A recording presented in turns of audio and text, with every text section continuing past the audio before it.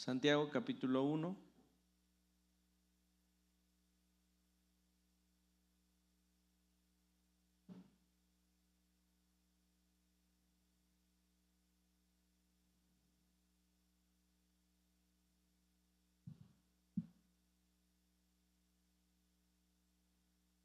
Y vamos a leer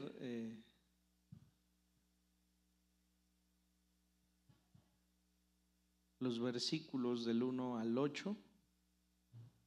Les voy a pedir que puestos en pie podamos hacer esta lectura y después oraremos al Señor. Dice así la palabra del Señor: Santiago, siervo de Dios y del Señor Jesucristo, a las 12 tribus que están en la dispersión, salud. Hermanos míos, tened por sumo gozo cuando os halléis en diversas pruebas, sabiendo que la prueba de vuestra fe produce paciencia, mas tenga la paciencia su obra completa, para que seáis perfectos y cabales, sin que os falte cosa alguna. Y si alguno de vosotros tiene falta de sabiduría, pídala a Dios, el cual da a todos abundantemente y sin reproche, y les será dada. Pero pida con fe, no dudando nada, porque el que duda es semejante a la onda del mar, que es arrastrada por el viento y echada en una parte a otra. No piense, pues, quien tal haga, que recibirá cosa alguna del Señor. El hombre de doble ánimo es inconstante en todos sus caminos. Amén. Señor, te damos gracias porque podemos reunirnos a escuchar tu palabra. Te rogamos que el día de hoy podamos concentrarnos, Señor, en ir a profundidad en busca de la fe que es necesaria para agradarte. Te pedimos que esta mañana podamos, Señor, estar atentos a lo que tienes para enseñarnos, y que esta palabra sea puesta en nuestro corazón y que traiga fruto. Te damos gracias por ello en tu nombre, Jesús. Amén. Pueden sentarse, hermanos. Es importante siempre saber quién escribe. Y esta carta, la carta de Santiago, es escrita por una persona que pocas veces ponemos atención en ella. Su nombre, Jacobo. Es como Santiago y escribe Jacobo. Bueno, pues es como si yo les dijera Simón y estoy hablando de Pedro, ¿no? Mi papá siempre eligió los nombres de sus hijos, mi mamá no intervino en ello, no sé si le atinó en todos. A mí me gusta mi nombre. Pero el significado de los nombres en la Biblia cobran relevancia cuando uno ve lo que cada uno de los hombres de Dios hicieron, ¿no? En el caso de Simón, en el cual su nombre pues no es cambiado, sino que es nombrado como Cefas. Tú eres Pedro, una piedrita, ¿no? Así le habla el Señor. Y cuando Pedro se equivoca, cuando Pedro niega al Señor y el Señor le vuelve a llamar Simón, pues es como un recordatorio de el punto de donde el Señor Jesucristo lo tomó, ¿no? Así que imagínese que usted tiene dos nombres, bautícese otra vez. El otro día Hanna dice: yo no soy Hanna, me llamo Blancanieves. Y de ahí le decía a Hanna que no soy Hanna, soy Blancanieves. Bueno, ¿qué nombre se pondría o qué nombre se hubiera puesto hace algunos años? ¿A todos les gusta su nombre? ¿Sí? ¿A todos? Los dos nombres, Leti, tienes dos, ¿no? ¿Los dos nombres? ¿Entonces solo tienes uno? Yo me sabía otra historia. El que querían poner, ¿qué nombre te querían poner? No, qué bueno que te llamas así. Sí. Juanitas, las hermanas Juanitas, es que fíjense, nuestro nombre como que le damos personalidad, ¿no? Yo vi, por ejemplo, a la abuelita de Sarita, nuestra hermana Juanita, y tiene cara de Juanita, ¿no? Ay, no estoy diciendo una tontería, hermanos, de verdad. El nombre que nosotros tenemos, de verdad adopta ciertas características de nuestra personalidad, ¿sí? Por eso es bueno elegir el nombre de nuestros hijos con paciencia y buscando dirección de Dios. ¿Por qué? Porque hay nombres que no honran a Dios, hay otros que sí. O sea, no porque venga el nombre aquí de Satanás, le vamos a poner a un hijo Satanás y vamos a decir que es bíblico porque está en la Biblia, ¿no? Pues sí es bíblico, está en la Biblia. Pero no se oye muy bonito, ¿verdad? Los nombres tienen un significado.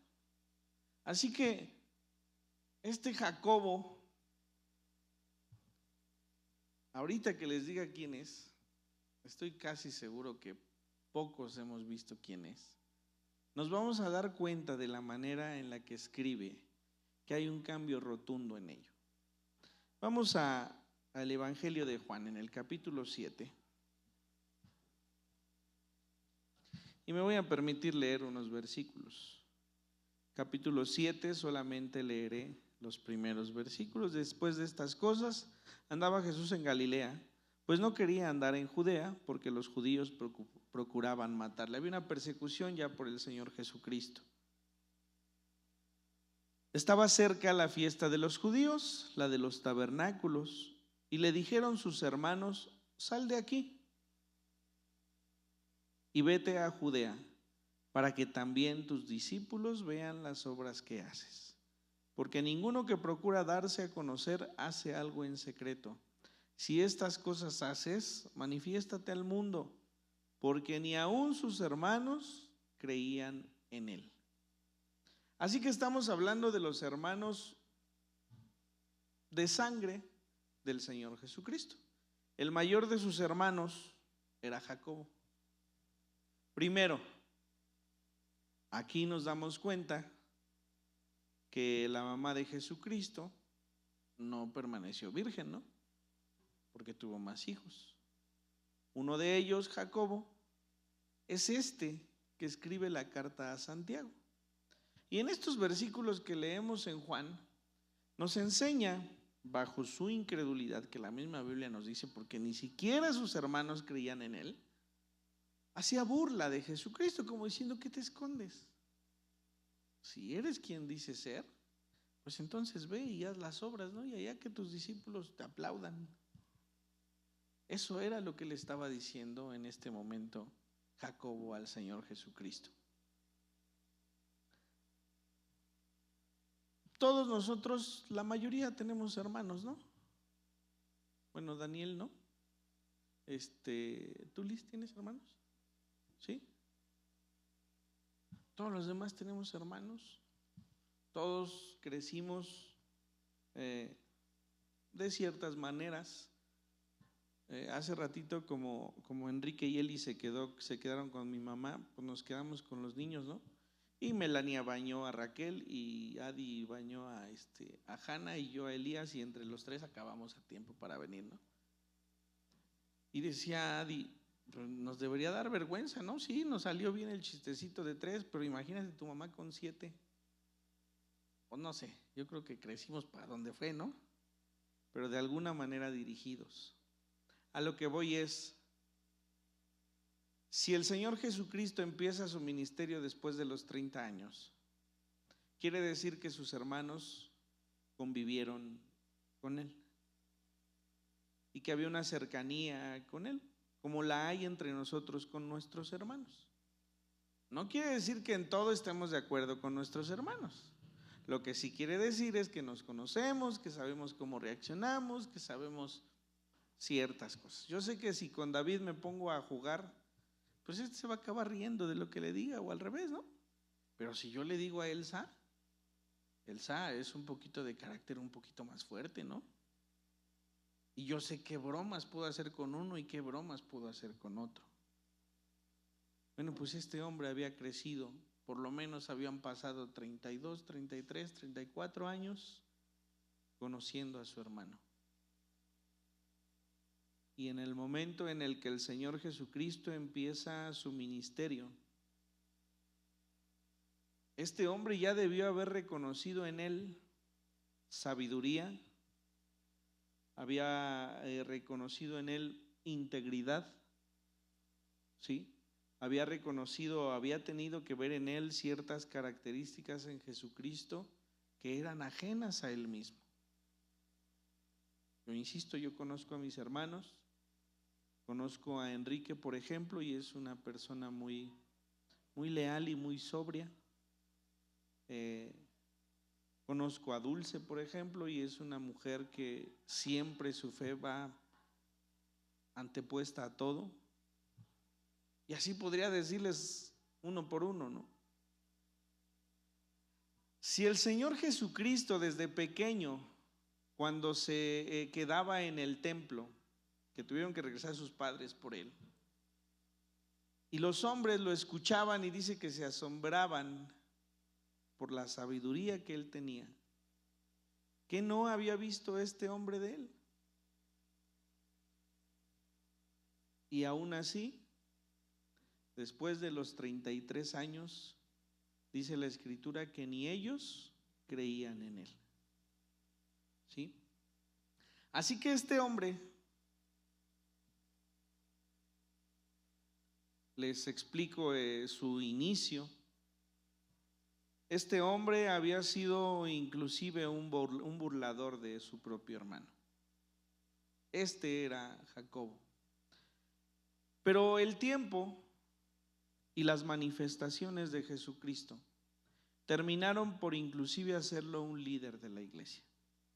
Porque este Jacobo es a quien Pablo, por ejemplo, venía después de un viaje misionero y le entregaba cuentas en la iglesia en Jerusalén. Después del primer viaje misionero dice que el apóstol Pablo junto con Bernabé vinieron al templo o a la iglesia en Jerusalén y entregaron cuentas, y vinieron también a decir: es que hay muchos que salieron de aquí y fueron a las iglesias donde hemos estado y los están llevando a judaizarlo y los están llevando a guardar los días de reposo y los están llevando. Eso está en Hechos capítulo 15. Y entonces dice que el concilio toma la decisión de enviarles una carta, ¿no? Una carta en donde lo único que les piden es creer, nada más. Y les hacen ver que todos estos hombres que han ido ni siquiera son enviados por ellos. Así que bueno, es este mismo Jacob, el que años antes ha negado a Jesucristo, ahora es un líder entre los discípulos. Ahora es un líder al cual con reverencia vienen algunos a rendirles cuentas. ¿Y qué pasó entre ese nombre Jacobo y este nombre Santiago? ¿Qué ha pasado, hermano, entre el nombre que le pedí que se pusiera de hace unos años y este? ¿Cuál ha sido su transitar? Yo estoy seguro que usted no podría reconocerse hace algunos años. No creo equivocarme. Hoy con nosotros, por ejemplo, está Onésimo. Yo no sé si Necho se daba cuenta de mis tonterías, yo creo que sí. Y si no, o dormía muy profundamente o yo era muy cuidador de que me vieran, no sé. Él cuando vivió con nosotros estábamos en un cuarto en la azotea. Así que no sé si se haya dado cuenta, pero si yo me pusiera un nombre de en aquellos años al que tengo hoy, yo les aseguro que no me reconocería.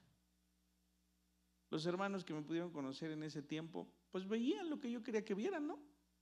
Veían lo que había en mí en aquel entonces, pues estando en la iglesia, ¿no?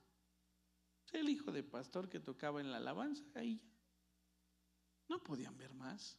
Yo me acuerdo que una vez llegué después de andar en la calle y tontamente había fumado un cigarro y entré y la hermana Ángeles, esposa de nuestro hermano Paco, se me quedó viendo, me olió y me dijo: ¿fumas?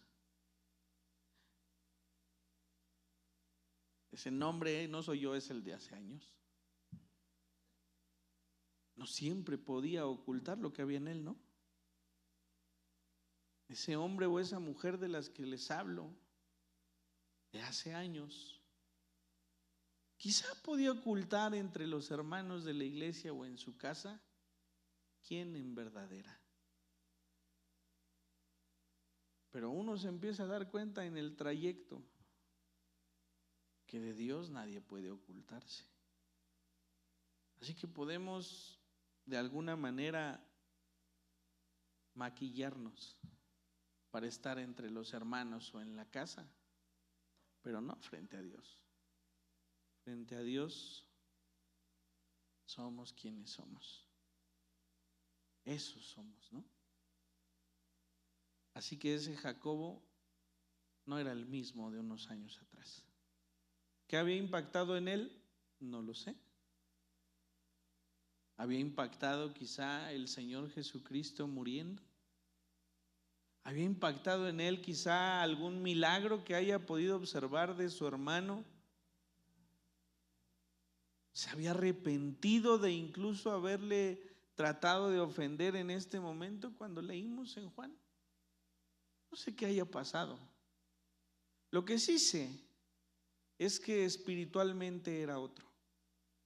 No solamente había cambiado su nombre, espiritualmente era un hombre lleno de fe. Era un hombre que terminó por escuchar la voz del Señor Jesucristo. Era un hombre al cual el Espíritu Santo de Dios había transformado la vida. Esos somos nosotros, hermanos. La Biblia dice que el Espíritu Santo de Dios es el que hace que nosotros podamos entender sabiduría. En las cartas de Pablo dice, no fui con ustedes con sabiduría, ¿no? Fui con palabras livianas, con palabras ligeras. Pero dentro de esos versículos empieza a explicar que fue incrementando su enseñanza. Así que si hoy nosotros somos conscientes de que Jesucristo es nuestro Salvador, es porque Dios ha tenido misericordia de nosotros para hacérnoslo ver, ¿no? No somos más entendidos que otros. Dios ha tenido misericordia de nosotros. Nos ha ido transformando. Cámbiese otra vez el nombre, ¿no? Póngase un nombre para dentro de 10 años. Ese hombre con el cual será nombrado no será el mismo que está en este momento. El trato de Dios para la vida de ustedes y para mi vida tendrá que transformarnos, porque si no es así, algo está mal. Les decía hace una semana, tantos años en la iglesia cristiana no pueden ser en balde. Debemos evolucionar, porque se supone que estamos en un camino que debemos transitar, que terminará hasta que nuestro encuentro con el Señor Jesucristo lo haga. Pero no podemos permanecer en el punto en el que estamos, porque Dios nos ha de llevar a que nuestra vida sea transformada. Así que el Jonatán de 10 años en el futuro no puede ser el que hoy está aquí, como no puede ser Sarita en 10 años, como no puede ser Sergio en 10 años, porque es prácticamente una instrucción que crezcamos espiritualmente para glorificar el nombre del Señor. Que los que nos han conocido no nos reconozcan hoy, y que los que nos conocen hoy no nos reconozcan en 10 años. Ese debe ser nuestro motivo. Así que dice Santiago en este primer capítulo, Santiago, fíjense bien, siervo de Dios y del Señor Jesucristo. Pues no que no era. No que le estaba diciendo, vete allá, no te escondas, vete allá, que te vean tus discípulos para que te adoren, ¿no? Y hoy dice, siervo de Dios y del Señor Jesucristo. Nosotros hemos conocido personas que se han convertido al Señor y que en verdad son irreconocibles a nuestros ojos. Algunos de ustedes conocieron al hermano Parra, este hombre que habitó muchas cárceles, estuvo entre nosotros por algún tiempo, pero cuando él murió por situaciones de las cuales él vivió de su infancia hacia su juventud, ¿no? Pero cuando yo veía a su mamá el día que él murió, cuando yo escuchaba de repente a alguna de las personas familiares de él que me contaban cómo había sido, yo decía, no, pues ese no lo conocí yo, ¿verdad? Era una persona desconocida para mí de la cual me estaban hablando, ¿no? Pero cuando yo me tocó la oportunidad de predicar aquel día, me di cuenta que ellos tampoco conocían a ese hombre del cual yo les hablaba, ¿no? Ellos conocían su pasado y yo conocía su presente. Y si no fuese porque era un hombre todo tatuado y que él mismo narraba sus historias, yo no lo hubiera ubicado como él decía que era. Pero parecía que yo les hablaba a sus familiares y hablaba de un desconocido. Quiera Dios que de todos nosotros nos desconozcan en 10 años. Que digan, ¿de veras? Si yo les hablara a mis amigos de la adolescencia o juventud, que luego lo hago. ¿El pastor? ¿Ustedes creen que piensan que yo soy pastor? Si yo con ellos tomaba. Alguno de ellos me dijo, no, ¿tú qué me hablas de Dios? Si venías, tomabas y al otro día tempranito estabas barriendo ahí en tu casa para el culto. Fíjese bien. En ese momento me dio mucha vergüenza. Hoy me da alegría saber que no me quedé allí, ¿no? Y espero que en unos años también ustedes me desconozcan, ¿no? Y que yo los desconozca a ustedes. Y diga, grandes cosas ha hecho Dios con su vida. Y que podamos decir, siervo de Dios y del Señor Jesucristo. No soy más aquel que negaba a Dios con mi propia vida. Hoy puedo decir, soy siervo de Dios y del Señor Jesucristo. Dice a las 12 tribus que están en la dispersión, salud. Y esto quizá pueda confundirnos porque nosotros sabemos que esas 12 tribus desde Salomón se dividieron. Después de algunos años, 10 de las tribus fueron tomadas por los asirios y las otras 2 tribus fueron tomadas por Babilonia. Hasta que viene otro reinado más fuerte que estos, los toma y entonces los deja regresar solo algunos hacia su tierra, pero no regresan todos. Nunca más fueron las 12 tribus. Se quedaron la de Benjamín y Judá como el centro de todas ellas, y algunos de los que habrán quedado en aquel lugar o de los pocos que hayan regresado, a partir de ahí conocemos a este pueblo. Así que al decir a las 12 tribus, pues es como nombrar, ¿no? A cierta colonia, a ciertos colonos de un lugar. Como decir al pueblo de Dios, así dice, a las 12 tribus. No porque estén juntas, no porque a cada uno se ha enviado esta carta, sino porque representan al pueblo de Dios, que fueron esas 12 tribus del Antiguo Testamento. A las 12 tribus que están en la dispersión. Insisto, no habla de aquellos a los cuales fueron enviados hacia Babilonia o fueron enviados a Siria. En este momento está hablando a todos aquellos que estando en Jerusalén después de la persecución se fueron hacia todos lados. Dice el libro de los Hechos que la muerte de Esteban provocó que el pueblo que seguía al Señor Jesucristo fuera dispersado. Así que de esta manera también el evangelio se dispersó. Bueno, a esos es a los que Santiago escribe. A todos aquellos que sin estar en su lugar de origen, están en otros lugares y conocen del Señor.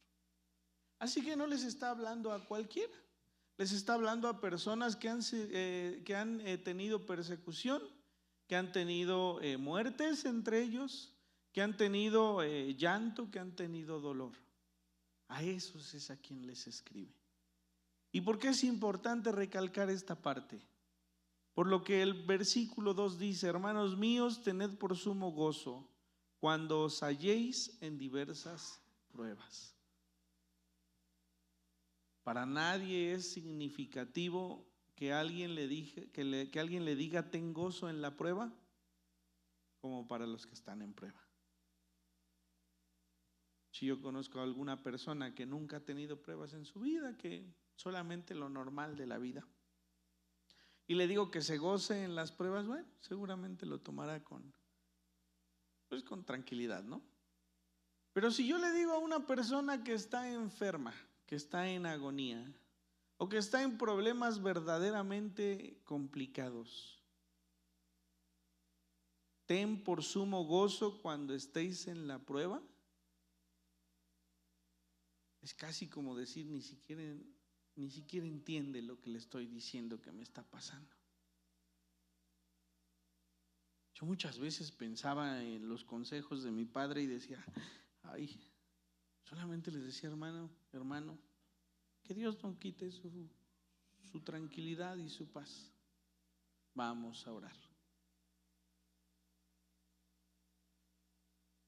¿Algo más que me quiera decir, hermano?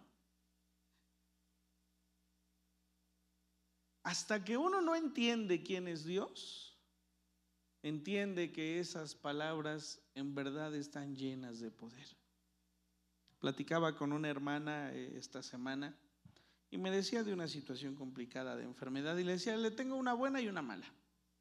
La mala, hermana, es que usted no puede hacer nada por su salud y tampoco los médicos, porque prácticamente el diagnóstico es difícil, ¿no?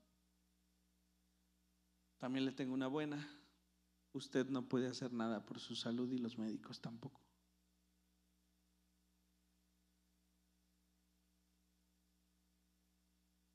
Yo puedo, hermanos, decirles,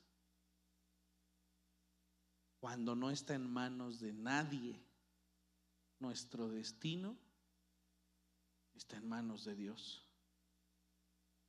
Dice el apóstol Pablo, 3 veces he pedido al Señor que aparte de mí este aguijón, y las mismas 3 me ha dicho, bástate mi gracia, porque mi poder se perfecciona en tu debilidad.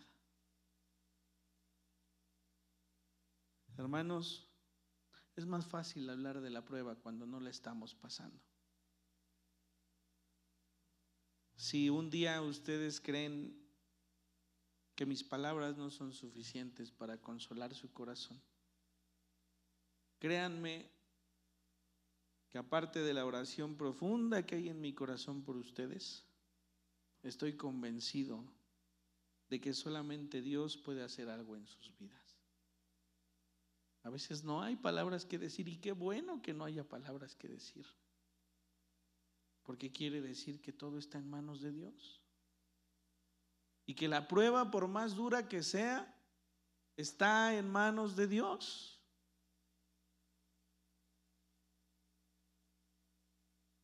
A veces quisiéramos tener ese consuelo, pero la misma Biblia nos enseña que el consuelo viene a través del Espíritu Santo de Dios. Dice el Señor Jesucristo, les conviene que yo me vaya, porque enviaré al Consolador. A ustedes les conviene que yo no tenga nada que decirles, porque el Espíritu Santo será su Consolador. A nosotros nos conviene que nadie pueda hacer nada por nosotros, porque hasta pareciera que es el momento en el que decimos, ahora sí, Señor, el médico no puede hacer nada, tú hazlo. El Señor tiene todo en sus manos y Él es soberano. Y dice: tened por sumo gozo cuando os halléis en diversas pruebas. ¿Y por qué me he de gozar cuando tengo pruebas? Sabiendo que la prueba de vuestra fe produce paciencia.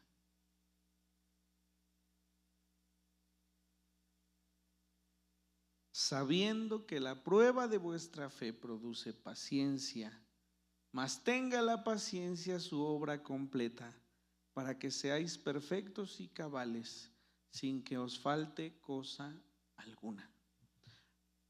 ¿Hay algún versículo de la Biblia que dice, ¿crees? Tengo fe, dice, yo creo, pero ayuda a mi incredulidad. Yo cuando leía esto decía, o sea, ¿creo o no cree? Bueno, tengo por cierto que todos nosotros creemos en el Señor Jesucristo. Me queda claro. Pero si no es por la prueba, nuestra fe nunca va a crecer y nunca va a ser probada. Y cuando nosotros probamos algo es para ver que esa prueba nos deje ver que algo está bien o que algo está mal, ¿no? ¿Sí? Es como si probamos nosotros, por ejemplo, de azúcar, estamos probando que tenga azúcar y si no, le ponemos, ¿no? Bueno, si nosotros somos probados, si somos pasados por esa prueba, es para que nosotros mismos podamos ver qué hay en nuestro corazón. Y si nos falta que nuestra fe crezca, nuestro mismo Dios nos ponga esa pizquita que falta, ¿no? Crecimos creyendo que aquel grano de mostaza era ese puntito, ¿no? Y nos lo pintábamos. Es más, yo tengo un separador de la Biblia, en el que alguna vez algún maestro de escuela dominical me puso ahí un granito de mostaza muy pequeño, ¿no? Con el texto. Y crecimos engañados pensando que con ese poquitito de fe le íbamos a decir a la montaña que se moviera, ¿no? No era lo que el Señor Jesucristo decía. Si tuvieses fe como un grano de mostaza, dice el versículo, entonces le dirás a este monte que vaya y se moverá, ¿no? Bueno, pero ese granito de mostaza, cuando crece, se hace una hortaliza de las más grandes que pueda haber. Así que si tenemos ese puntito de fe, bien empezamos, pero no puede permanecer así. No puede ser la fe de hace 10 años a mi fe de hoy, a mi fe dentro de 10 años. Cuando yo platico de repente con la hermana Leti, que de repente nos acompañamos en el camino, podemos platicar de las cosas de hace años, ¿no? De las situaciones con sus hijas. Yo estoy seguro que ni ella me ve como me veía hace 20 años, ni yo la veo a ella como esa mujer de hace 20 años. Y hoy, cuando hay una situación, siempre le he escuchado decir, el Señor tiene todo en sus manos.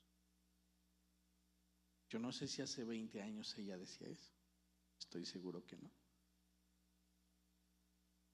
Y esa mujer tiene que madurar más para que dentro de 10 años esa fe no solamente permanezca en ella, sino pueda ser buena consejera de sus hijas o de quien sea.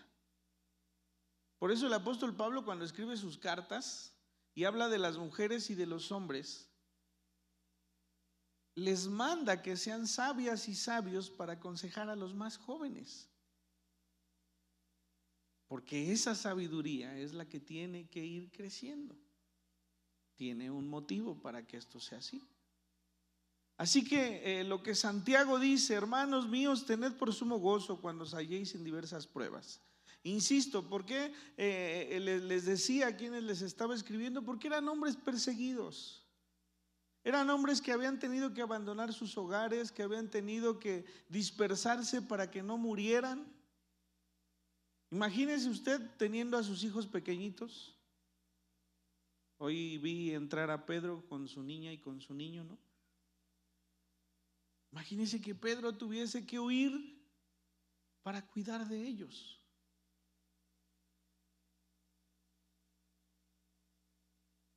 Y pongo el ejemplo de los hijos porque creemos nosotros que nosotros tenemos cuidado de ellos, ¿no? Cuando de repente yo voy con Adi y con Hannah en el coche después de las 10, ya nomás me ando fijando para todos lados. Y el otro día me dijo, ¿y por qué cuando andabas de chistoso no te daba miedo regresar a las 2, 3 de la mañana? Bueno, pues primero era un inconsciente, ¿no? Y segundo, iba solo. Hoy me preocupa hasta que se me ponche una llanta a las 12 de la noche, ¿no? Porque vengo con ellas. ¿Sí?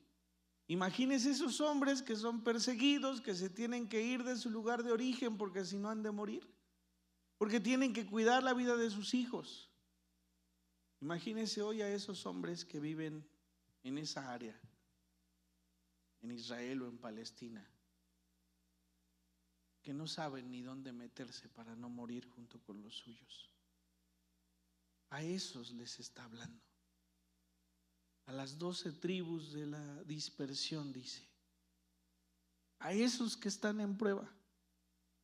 Y a esos les está diciendo: ten por sumo gozo cuando te halles en esta prueba.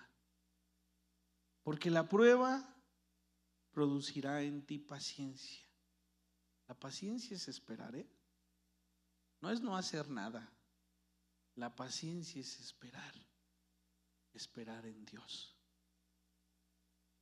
Señor, permite que esta prueba termine, ya duró mucho. Ten paciencia. No te está diciendo a ver cuándo me acuerdo de ti, ¿eh? Te está diciendo espera en mí. La prueba va a hacer que esperemos en Dios. La prueba es que esa paciencia siempre crezca. Que si un día pudimos ser pacientes una hora, al siguiente podamos ser pacientes 2, al siguiente podamos ser pacientes 3, hasta que podamos ser pacientes toda la vida. Cuando yo le contesté a Ricardo y le dije tienes que ser paciente, le dije si tienes que orar toda tu vida hasta que tu madre muera, pues ora todos los días de tu vida para que tu madre crea en el Señor. Hay madres que oran por sus hijos toda la vida, ¿eh? Pero la respuesta de Dios puede venir hasta si ellas ya no están. La respuesta a esa oración puede venir después de que hayan muerto. Solo Dios lo sabe. Vivimos en el tiempo que nosotros nos desespera. Pero para Dios no hay tiempo, ¿no? Así que, mas tenga la paciencia su obra completa para que seáis perfectos y cabales sin que os falte cosa alguna. Y si alguno de vosotros tiene falta de sabiduría, pídala a Dios, el cual da a todos abundantemente y sin reproche le será dada. ¿Qué tiene que ver la sabiduría si estamos hablando de la fe y estamos hablando de la paciencia? Bueno, cuando Job se enfrenta con la pérdida de su familia, de sus bienes, de sus tierras, incluso de su salud. Dice que es tanto el agobio de todas estas situaciones y de las personas con las que está rodeado, que se atreve a increpar a Dios, ¿no? ¿Y cuál es la respuesta de Dios? ¿Quién es este hombre? Tan poquita sabiduría como para preguntarme a mí, que hice los mares, que le dije al mar hasta aquí has de llegar. Pidamos sabiduría a Dios aún en medio de la prueba. No seamos preguntándole al Señor, increpándole al Señor, porque Él es sabio, nosotros no. Imagínense que Dios le dijera: ¿por qué estoy haciendo que tu fe crezca? ¿Será suficiente de verdad esa respuesta? Yo creo que no. Si nos hace falta sabiduría para comprender que aún en la prueba Dios nos está enseñando, pidamos a Dios sabiduría, dice, y Él se las dará. Así que Job, una vez entendido lo que Dios le había dicho, dice: una vez pregunté y no lo volveré a hacer. Pondré mi mano sobre mis labios, porque tú eres sabio. Así que, hermanos, ha sido un año complicado. Por eso este día he decidido, por supuesto a través de escuchar a Dios, el tocar este tema. Hemos tenido muchas pruebas en las familias del templo, de la iglesia. Pero saben, aquí estamos. Y saben, Dios ha hecho que nuestra fe sea pasada por el fuego. Y si en su momento nos faltó esa fe, Dios nos ha enseñado que aún en medio de todo estuvo con nosotros. Y hoy, si volteamos, ya no hace 10 años, si volteamos al mes de enero, podremos darnos cuenta de todas las cosas que Dios ha hecho. Sí, nuestra fe, nuestra estabilidad ha sido probada, sí es cierto. En ocasiones fuimos hallados faltos de fe, pero Dios es tan misericordioso que hoy estamos aquí y podemos agradecerle por todo lo que permitió, porque no somos los mismos de antes, ni seremos los mismos después. Vamos a orar. Señor, te damos gracias. La vida del creyente tiene que evolucionar. Y no por la necesidad de que seamos otros, sino porque es la única evidencia de que queremos hacer tu voluntad. Porque cuando nosotros decimos: Señor, haz tu voluntad en nuestra vida, te estamos pidiendo que tú permitas la prueba para poder crecer espiritualmente. Nunca sabremos, Señor, cuáles son las cosas que cambiaron las vidas de los hombres. Aunque supongamos, por ejemplo, en Pablo, que aquel encuentro contigo en Damasco, en el camino a Damasco, fue revelador para su vida, no tendremos claro qué fue lo que cambió completamente la vida de este hombre. Pero sí podemos, Señor, decir que aquello que cambió a Saulo, por supuesto, tiene que ver contigo. Se pudo convertir en aquel hombre al cual usaste para llevar el evangelio a todas las naciones conocidas en aquel tiempo. Tu misma palabra no nos oculta las cosas y nos dice: me es necesario que él sepa cuánto tiene que padecer por mi nombre. Y padeció. Y sufrió persecución. Y sufrió dolor. Y sufrió encarcelamientos. Y estuvo a punto de morir por muchas veces. Pero su nombre se haya escrito en el libro de la vida. Podremos pensar que nuestra vida misma, Señor, ha sido pasada por pruebas, sí. Podremos también pensar que quizá nuestra vida ha tenido que soportar más cosas que la de otros, pero Señor, nuestro nombre está escrito en el libro de la vida. Y eso, Señor, debe ser lo más importante para todos los que creemos en tu nombre. Si hoy alguno de nuestros hermanos aún está en prueba, te rogamos que a través de la prueba, Señor, tú produzcas paciencia, porque la paciencia, Señor, es esperar en ti. Te damos gracias. Bendecimos tu nombre. Oramos en el nombre de nuestro Señor Jesucristo.